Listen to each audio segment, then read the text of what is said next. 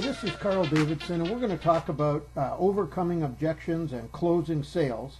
And one problem that many salespeople encounter when they try to close and overcome objections is the fact that they're selling what the customer isn't buying.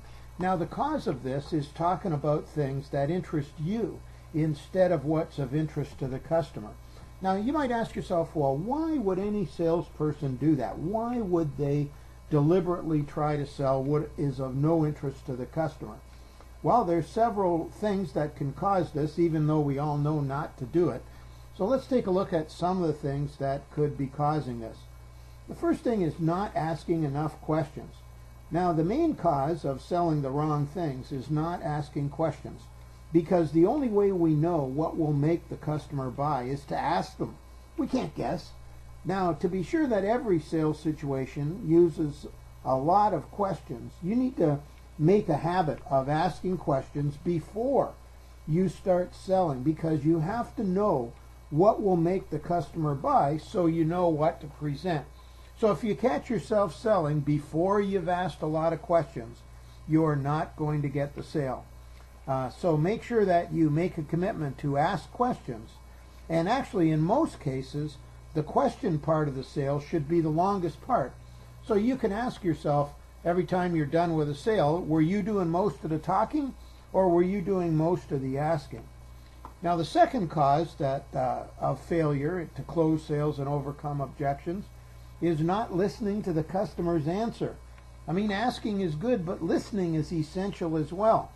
I've had many salespeople say to me, that you don't mean that, or nah, this is what is popular, or those kind of things. And many salespeople are already thinking ahead to what they're going to say next when the customer talks. So be sure that you listen carefully and understand what the customer is saying before you start selling what's of interest to you. Now, the third reason that many of us lose sales is our ego takes over. You know, some salespeople can't wait to show the customer how much they know.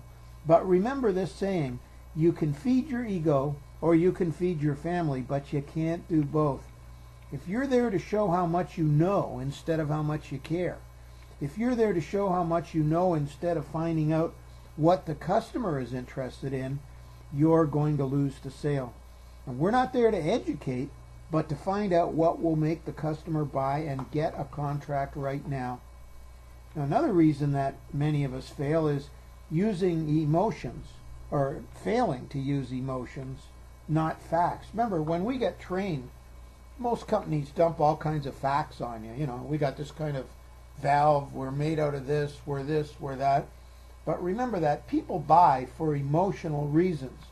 Now, they might do it for status, for safety, for lack of hassle, to save money, but they're all emotional reasons. So make sure that every time you present a feature, you follow it up by a benefit and an emotion that the customer will experience if they buy your product. For example, let's say your product has double steel walls. So most salespeople would just say, and this product has double stainless steel walls.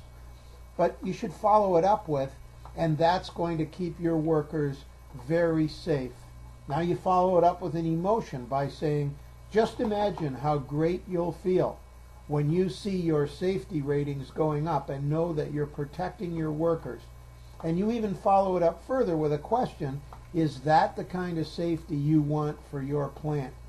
And I think you'll find if you follow those steps, which is item, benefit, emotion, question, you'll sell a lot more.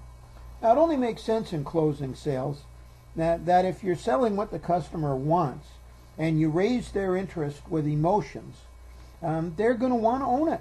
They're going to want to buy it. You don't need any tricky closes or strong arm tactics. They can't wait to buy it. If it's something they really want and you've taken the time to raise their interest, they're just going to want to go ahead and make the purchase. Now, that means there's going to be fewer objections as well as making it easier to close. Now, when we really want something, we all overlook minor problems, and that's what your customers will do too.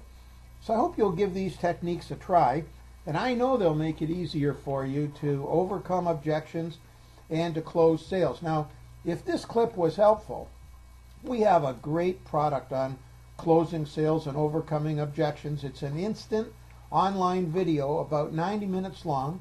It's only $59.95 at the present time, and it's fully guaranteed for 60 days. You can't lose by giving it a try. So go over and take a look at it. I know it will help you sell, and if it doesn't, we'll give you your money back, so you can't lose. Take a look at the address on the screen, www.close-more-sales.info, or give me a call. I'd love to talk to you at 716-580-3384. Thanks for watching. Good luck closing sales.